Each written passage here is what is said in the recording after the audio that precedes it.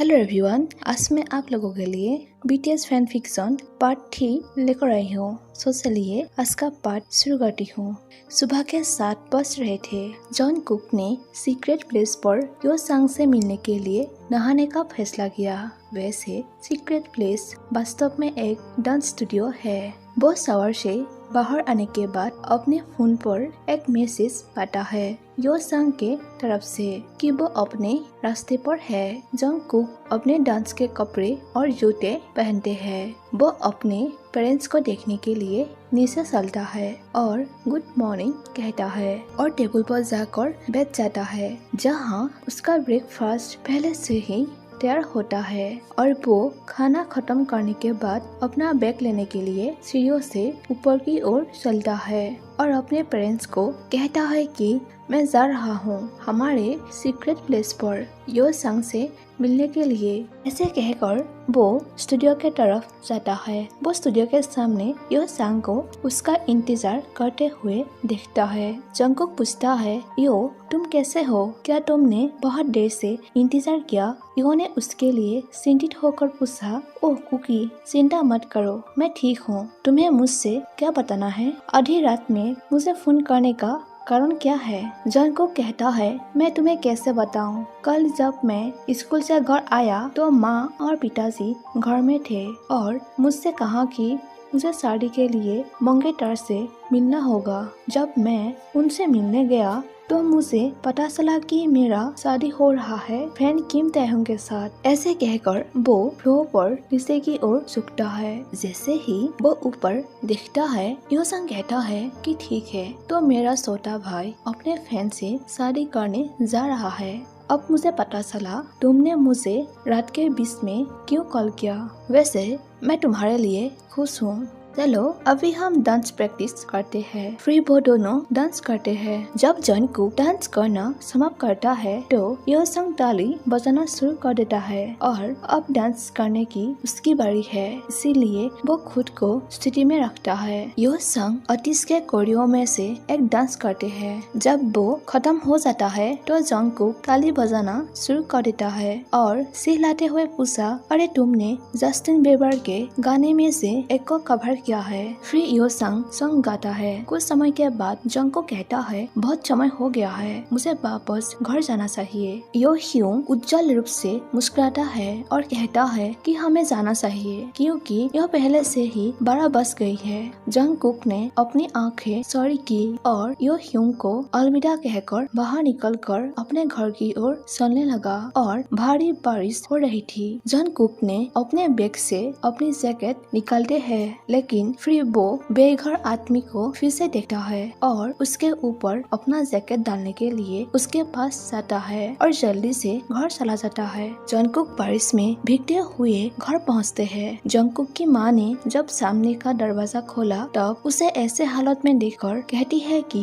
Jungkook तुम कहाँ थे? हमारे घर पर मेहमान हैं। जंगकुक ने कहा, माफ कीजिए, मैं बस बहुत जल्दी कपड़े चेंज करके आया हूँ। डाइनिंग रूम से उसके पिता चिल्लाते हुए कहता है कि जल्दी करो, हम तुम्हारे आने का इंतजार कर रहे थे। जंगकुक ने कहा, ठीक है डैड। ऐसे कहकर वो ऊपर की ओर अपना रास्ता बना लिया। उसने एक टी शर्ट पहन रखी थी जिसके ऊपर baby blue button up shirt और कुछ नीली चीज थी, लेकिन उसने अपने बालों को अभी भी गीला होने दिया क्योंकि उसके पास इसे सुखाने का समय नहीं था। जंगकुक डाइनिंग रूम में गया जहाँ टेबल पर बीटीएस उसका इंतजार कर रहे होते हैं। जंगकुक झुककर कहा, वेट कराने के लिए माफ कीजिए। ऐसे कहकर वो ताehyung के सामने एकमात्र बाई कुर्सी पर बैठा है। वो सब चुपचाप खाना शुरू कर देते हैं। उसके डैड ने उससे कहा, जंगकुक तुम्हें देर क्यों हुई? जंगकुक ने अपने पिता को जवाब दिया, मुझे माफ कीजिए डैड, मैं यो सांग ह्यूंग के साथ था और समय पर ध्यान नहीं दिया और मुझे नहीं पता था कि यहाँ मेहमान होंगे। उसके पिता ने अपने बेटे को देखते हुए कहा, हाँ मुझे अभी कुछ याद आया, तुम्हें पनिशमेंट देना होगा। मुझे तुम्हारा फोन, तुम्हारा प्ले स्टेशन चाहिए और तुम इस सप्ताह यो संग के साथ बाहर नहीं जा सकते हो। उसके बात सुनकर जंगकुक कंफ्यूज था, ये सोचकर कि उसके पिता उस पर क्रोधित क्यों थे। उसके दिमाग में एक ही विचार था। उसकी माँ ने कहा, मुझे स्कूल से यह कहते हुए फोन आया कि तुम हमेशा झगड़ते हो और मैं नहीं चाहता कि तुम हमारी रेपुटेशन को बर्बाद करो, इसीलिए यह तुम्हारे लिए एक सबक होना चाहिए। जंगकुक कंफ्यूज था कि वो कभी किसी झगड़े में नहीं पड़ा। जंगकुक ने वापस जवाब दिया, आप किस बारे में बात कर रहे हैं? मैं कभी झगड़े में नहीं पड़ता। सी जिन अपने बेटे पर चिल्लाया कि जंगकुक अपना बकवास बात मत करो। तुम्हें लगता है कि स्कूल कुछ इस तरह झूठ बोलेगा? उसका बेटा लाल हो गया और खड़ा हो गया और अपने पेरेंट्स से कहा, जो कुछ भी आप चाहते हैं उस पर विश्वास कर सकते हैं। आप हमेशा अपनी रेपुटेशन की परवाह क्यों करते हैं? जंगकुक ने बीटीएस को यह कहते हुए झुकाया, माफ करना अगर हमने आपको अनकंफर्टेबल किया, लेकिन मैं अब यहाँ से जा रहा हूँ। मेंबर्स केवल आश्चर्य से देख रहे थे। उन्होंने कभी नहीं सोचा होगा कि कोई इतनी क्रोधित होने पर भी नॉर्मली बात कर सकते हैं। इसके साथ ही जंगकुक ने अपने घर से स्टूडियो की ओर जाने लगा। श्रीमती जिन ने बीटीएस मेंबर से कहा, मुझे खेद है कि हमारा बेटा इतना अपमानजनक है। हम नहीं जानते कि उसे यह करने के लिए हिम्मत कहाँ से मिला। नामजुन सोचता है वो किस बारे में बात कर रही है। वो अपने पेरेंट्स की तुलना में अधिक विनम्र है, जो मैंने खुद देखा है। फिर नामजुन उनसे पूछता है कि क्या हम थोड़ी देर टहलने के लिए जा सकते हैं? श्रीमती जिन कहती है कि बिल्कुल, तुम लोग टहलने के लिए जा सकते हो। यदि तुम जाओ तो मैं तुम्हारे जैकेट लेने के लिए एक नौकरानी को बुलाऊंगी। ऐसे कहकर नताली को बुलाती है। नताली डाइनिंग रूम में डरते हुए आती है और पूछती है, हाँ सर, मैं आपके लिए क्या कर सकता हूँ? सी जिन ने कहा, उनके जैकेट ले आओ और उन्हें शहर के चारों ओर घुमाओ। नताली हाँ कहती है और वापस जाती है और कुछ मिनटों के बाद अपनी बाहों में 8 जैकेट लेकर वापस आती है और सभी को अपना जैकेट देती है। नताली बीटीएस मेंबर से कहती है कि आप लोग अकेले जाना चाहते थे, लेकिन श्रीमती जिन के आदेश है मैं आप लोगों को घूमने में मदद करूं क्योंकि यह नया जगह है। जिन ह्यूंग ने कहा, ठीक है मिस, हम वास्तव में जंगकुक को खोजने के लिए बाहर आए थे। नताली कहती है, कृपया मुझे नताली या नट कहो। और क्या यंग मास्टर का अपने फ्रेंड्स से झगड़ा हुआ था? यह वो दुखी था। तभी रास्ते में एक लड़के ने नताली के पास डरते हुए आकर पूछा, ससे नट, क्या तुम ठीक हो? यहाँ बाहर क्यों हो? मुझे मत बताओ कि उन्होंने तुम्हें निकाल दिया। नताली ने लड़के से कहा कि हाँ मैं ठीक हूँ, मुझे निकाल नहीं दिया गया। मैं इन यंग बॉयज को टहलने के लिए ले जा रहा हूँ, लेकिन वो वास्तव में जंगकुक की खोज करने जा रहे हैं। लड़के के चेहरे पर चिंता के भाव आते हैं और वो कहता है, उसे क्या हुआ? कृपया भगवान उसे सुरक्षित रहने दे। नामजुन ने उन्हें समझाया, हमें उम्मीद है वो ठीक ही होगा। उसका अपने पेरेंट्स के साथ झगड़ा हो गया। जाहिर तौर पर स्कूल ने कहा कि वो अक्सर झगड़े में पड़ जाता है और वो अपना बचाव करने की कोशिश कर रहा था, लेकिन उसके पेरेंट्स ने उस पर विश्वास नहीं किया और कहा कि उसे उनकी रेपुटेशन को बर्बाद मत करो। लड़के और नताली की आंखें सॉरी हो गई। वो कमीनों, ऐसे वो लड़का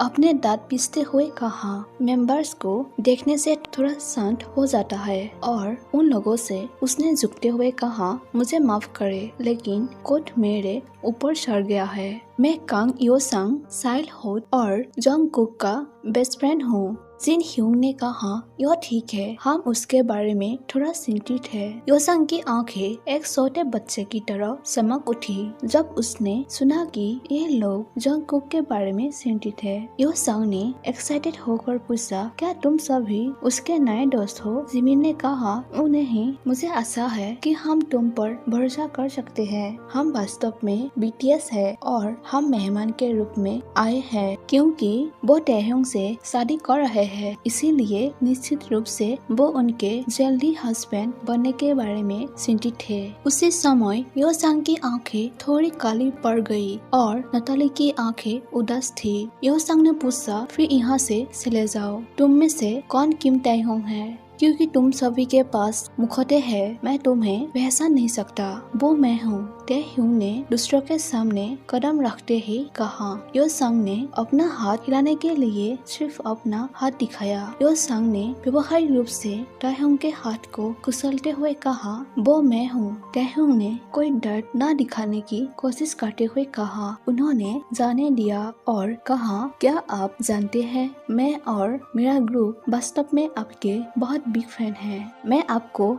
दिखाने जा रहा था कि कुकी कहाँ गया था, लेकिन यह आपके लिए नहीं है कि आप किसी को बताएं कि यह जगह कहाँ है, क्योंकि यह जगह हमारे बीच सीक्रेट है। वो सभी स्टूडियो पहुँचते हैं। सभी मेंबर्स ने एक दूसरे को यह सोचकर देखा कि यो-संग पागल है और जंगकुक कभी भी इस भीड़-भाड़ वाली जगह पर नहीं आएगा। एक सफेद कांच का फ्रंट डेस्क और उसके सामने सोफे काले थे और सफेद दीवारों के साथ अच्छी तरह से चलते थे। कमरे के बीच में एक ग्रुप था। जब वो लोग उस रूम में गया तब देखा जंगकुक पोज पर सो रहा था। वो पसीने से तर था, लेकिन चैन से सो रहा था। कमरा बहुत बड़ा था। कमरे के एक तरफ शीशों से सजाया गया था और कमरे के सबसे दूर कोने में एक पियानो और पियानो के बगल में एक गिटार था। फ्लोर काला था और रोशनी पूरे कमरे को रोशन करने में सक्षम थी। नताली ने छोटे से कहा, आखिरी बार जब मैं यहाँ आया था तब से यह जगह बहुत बदल गई है। यो-संग ने कहा, ठीक है, आप यहाँ 1 साल पहले आए थे। यो-संग जंगकुक के पास जाकर बैठ गया और उसे धीरे से हिलाया। जंगकुक ने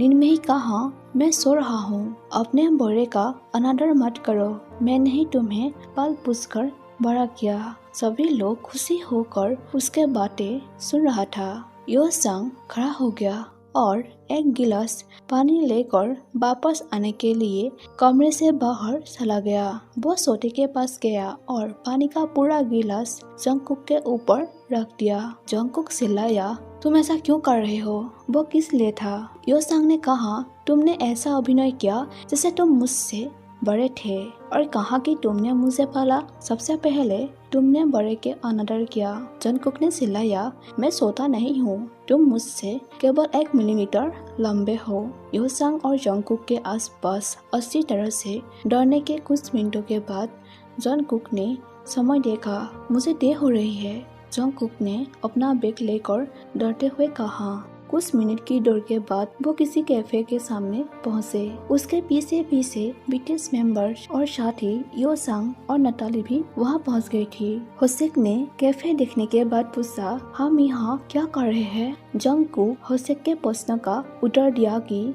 सवाल यह है कि तुम सब यहाँ क्यों हो? मैंने तुम लोगों को मेरे वर्क प्लेस पर मेरे पीछे चलने के लिए नहीं कहा था। तुम लोग मुझे काम करते हुए ना देखकर अपने समय का आनंद ले सकते थे। युंगी-ह्यूंग ने कहा, रुको, तुम काम क्यों करते हो? तुम बहुत अमीर हो। जंगकुक बुदबुदाया। ताehyung ने कहा, कोई बात नहीं बताना चाहते हो तो ठीक है, वैसे भी तुम जो चाहते हो वो कर सकते हो। अलविदा, अगली बार मिलते हैं। जंगकुक ने कहा, क्योंकि वो अंदर भागने की कोशिश कर रहा था, लेकिन यो-संग ने उसके हाथ पकड़ ली इससे पहले कि वो कर सके। यो-संग ने कहा, भागो मत, हम अंदर आना चाहते हैं और खाना चाहते हैं। मैं आज सुबह से कुछ भी नहीं खाया है। क्या तुम पागल हो? तुम ठीक तो हो ना? चलो हम एक साथ खाते हैं। मैं तुम्हारे लिए कुछ पकाऊंगा और मैं नहीं चाहता कि तुम भूखे रहो। सो गाइस, इसका पार्ट मैं यहीं पर खत्म कर देती हूँ। इसका नेक्स्ट पार्ट मैं जल्दी ही शेयर कर दूंगी। और प्लीज गाइस, ये जरूर बताइए कि आप लोगों को ये फैन फिक्शन कैसी लगी। अच्छी लगी हो तो जरूर कमेंट कीजिए एंड वीडियो को लाइक कीजिए एंड जो लोग नया है वो लोग सब्सक्राइब कीजिए। Thank you for watching my video. Bye bye.